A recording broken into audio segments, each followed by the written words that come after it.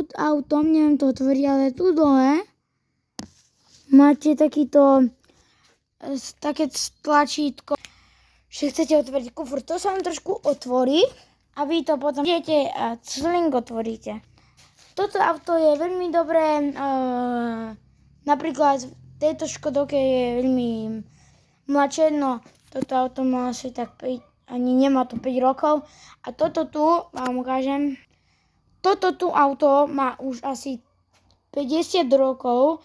Na tomto aute, ktoré funguje, jazdil ešte môj detko. A toto auto je jak Lamborghini, pretože nemá tu kufor. Tu nemá kufor.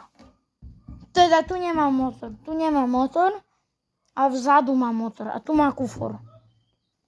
Takže starodávne autá sú celkom dobré.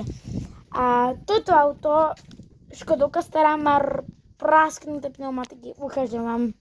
Budete prekvapení. Má to totálne pneumatiky zničené. To nie je všetko. To má druhej strane len tam nebudem ukázať, lebo tu sú tie veci a nechcem, aby na mňa to spadlo. Takže, ak sa vám toto video páčilo, tak nezabudnite dať like a koment a napíšte do komentu, čo si o týchto dvoch aut myslíte. Takže ako prvé, značku má SK, že to je Slovensko, má to 983 BB. Toto tu mám také krásne gombíky. Má to napísané, že Tivol.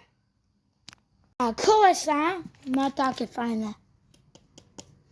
Také tu má aj značku Sangyong.